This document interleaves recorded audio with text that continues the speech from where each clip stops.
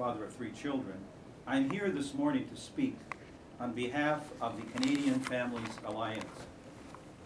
Mr. John Hinneman is also here next to me to talk more specifically about parental concerns. And there are a number of people I want to mention in our group and this Canadian Family Alliance who are here present at this press conference.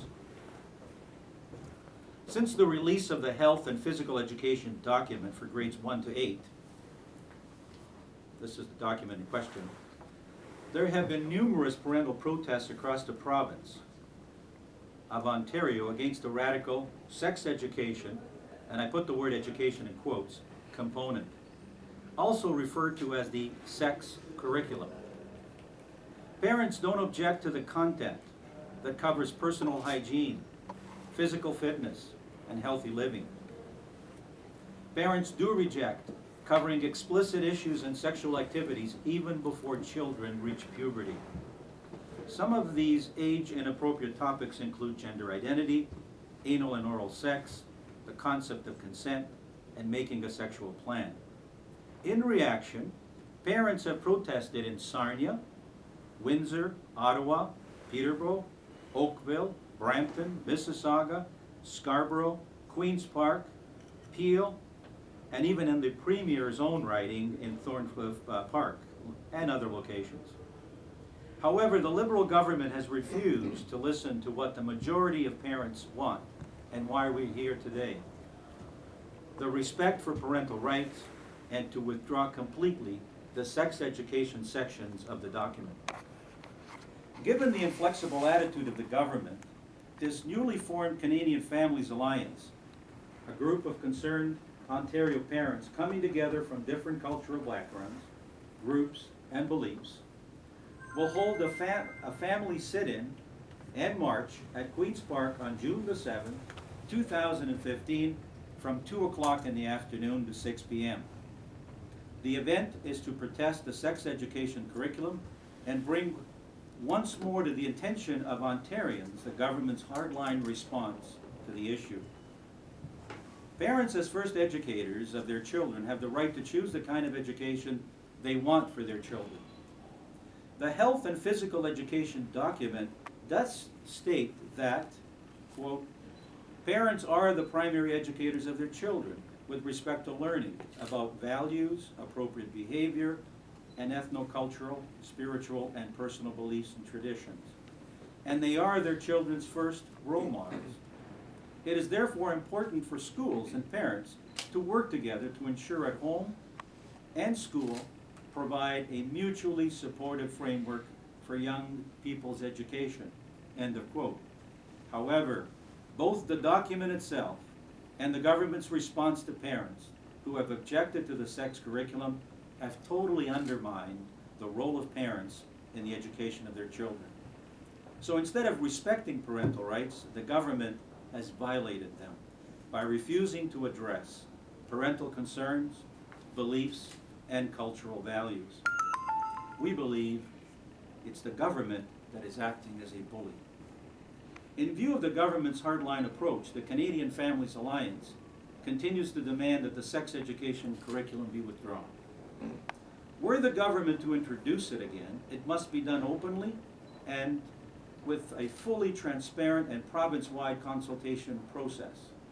As it stands, CFA believes the document infringes on the Canadian Charter of Rights and Freedoms, prejudicially affects the right of denominational schools, that's both Catholic schools and Protestant schools, giving much attention and parental rights.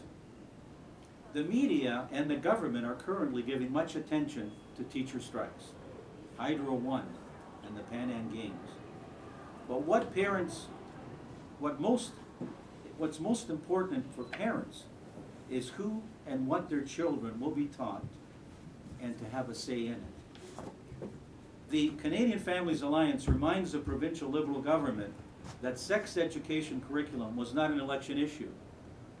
Parents did not vote for it and certainly don't want it.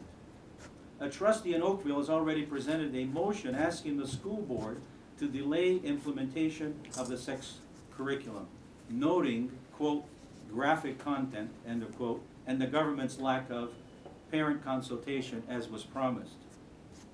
A father of 2 children from Hamilton has been in court for nearly 3 years battling the Hamilton-Wentworth District School Board in an attempt to exercise his parental rights. The government has done nothing to end or resolve the case except to continue to fund it through our tax money. Knowing this, parents cannot trust this government nor school boards to protect parental rights and children's rights to just be children. The theme of the protest on June the 7th is, "We say no to the radical sex education curriculum." The Canadian Families Alliance is a grassroots organization whose main goal is to protect the rights of parents, guardians, and caregivers as the primary educators of their children. The CFA brings to the attention of Ontarians and the government that parents are not going away. They will continue to object to the unacceptable sex education curriculum because they have sadly received no other option from the government but to continue to protest. Premier Wynn's government has a temporary majority in the Legislative Assembly, but across Ontario, she has lost the confidence of real voting majority of parents. These parents don't want any government to play the dangerous politics of political correctness with their children's safety, well-being, and innocence. The government claimed to have consulted 4,000 parents regarding the curriculum, but the CFA has more than 10 times that number of signed petitions against it. You can see them to my right. In fact, there are 4,000 petitions signed from the Premier's own writing. This is evidence that the Liberal government no longer has the support and trust of the majority of Ontarians. CFA calls on the government to do the right thing, to listen to parents and drop the controversial curriculum. CFA will continue to reject any intrusion into the private lives of families. Lastly, parents are rightly concerned because Premier Wynn and Minister Sandals have said publicly that parents can choose to have their children opt out from the inappropriate curriculum that contradicts their values and beliefs. However, we know of no government plan in place to guarantee when or how this will be done. In addition, school boards have not permitted parents to exercise this option when it comes to the so-called, quote, sensitive issues, end of quote. So, because of this, the Canadian Families Alliance has taken action to defend parental rights and demands that the government withdraw the sex education curriculum and thus truly respect parental rights. This, we believe, is a reasonable request in a province and a nation which tells the world that it values and respects democratic principles, multiculturalism, diversity, and tolerance. Thank you very much. John? Well, thank you, Luke. My name is John Himinen. My wife Eva and I are the parents of 2 children currently attending elementary school in the York region. I'm here this afternoon to speak on behalf of Ontario parents who have joined together to form the Canadian Families Alliance to voice our opposition to the Ontario government's new health and physical education curriculum. Premier Wynn and Minister of Education Liz Sandals have emphasized that the new sex ed curriculum was developed specifically for the protection of our children. They have justified its introduction on the grounds that students need to be provided with factual and up-to-date information that reflects the realities of today's world. The question is then, why are so many opposed to the implementation of this curriculum? Well, the reasons are many, and they are ones that we believe should concern all the residents of Ontario. First, the government continues to claim that a comprehensive consultation process with parents has been already undertaken as part of the curriculum development. Well, this is a view that is certainly not shared by Ontario parents. The survey of 4,000 chairs of parent councils conducted in November of 2014 was decidedly biased with vague and leading questions that were not relevant or specific enough to provide meaningful input development of the curriculum. Following its introduction, there was no opportunity given to parents whatsoever, or anyone else for that matter, to review and provide feedback on the curriculum. And perhaps most importantly, MPPs for the most part have declined to engage in any discussion related to the curriculum, and this is simply not acceptable to us. Second, the sex ed curriculum imposes explicit age-inappropriate information on our children that is not based on objective facts or the latest medical or scientific research. Throughout the curriculum, there are statements of moral value which are intended to represent factual truths, but in reality are based on nothing more than selected opinions. For example, on page 175, the curriculum states, in quotes, "Masturbating is something that many people do and find pleasurable. It is common and is not harmful." On page 216, the curriculum teaches that a person's self-concept can develop positively only if the person understands and accepts without questioning their gender identity and sexual orientation, and if this person is accepted by family and community. These statements and many others like them are not based on any factual research. However, when they are presented as teacher prompts, they clearly establish the learning expectations for the students and concepts they will be tested on in the future. Third, there is critical subject matter that is completely omitted from the curriculum. There is absolutely no mention made of pornography and its harmful impacts. This is a surprising omission in light of recent court cases dealing with child pornography and exploitation. There is no mention of what is Canadian law regarding the legal parameters of consensual sexual activity, which would be vital information to help students protect themselves against abuse and exploitation. The curriculum also teaches that oral sex, vaginal intercourse, and anal intercourse are essentially equivalent activities with respect to the risk of sexually transmitted infections, even though studies show that the risk of HIV transmission during anal intercourse can be 18 times greater than during vaginal intercourse. The curriculum makes no mention of marriage, and it explicitly discourages the use of the words husband and wife. Religious and faith-based institutions are intentionally excluded from being considered as meaningful community partners.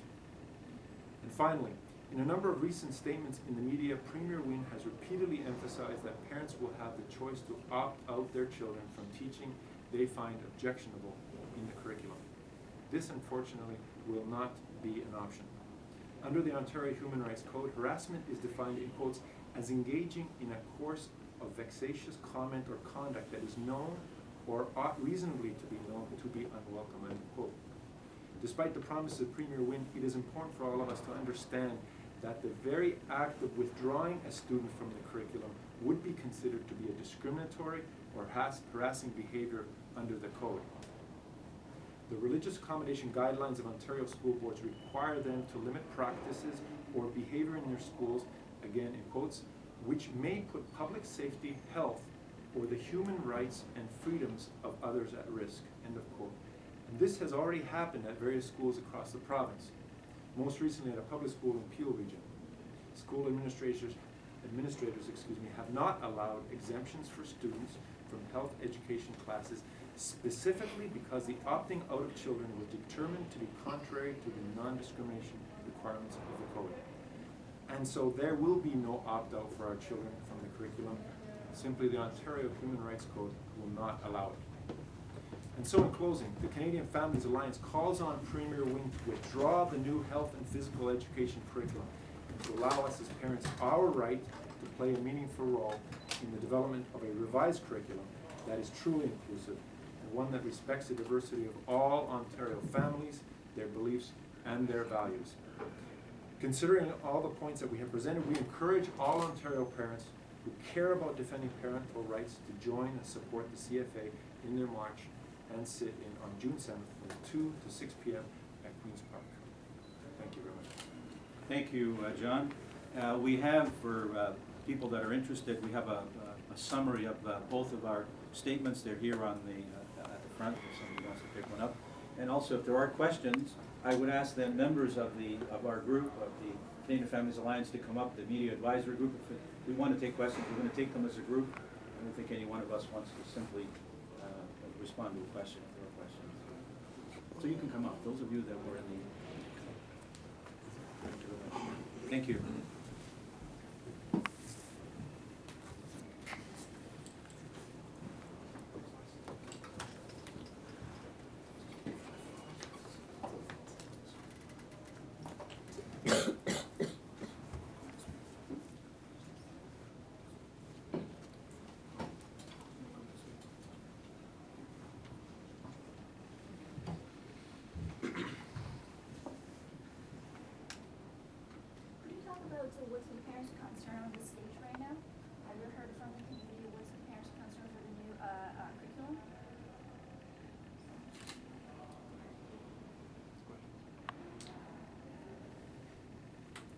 Well, I think we've answered that question in our presentation. I think the parents have not, have given, received nothing from the government.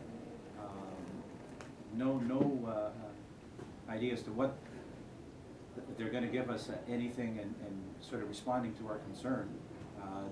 As I said, they've drawn a very hard line, so parents are standing their ground. You know, they are against this sex ed curriculum, as we said.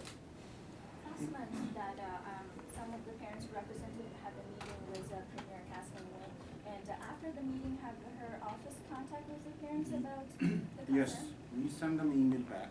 We 6 parents met, and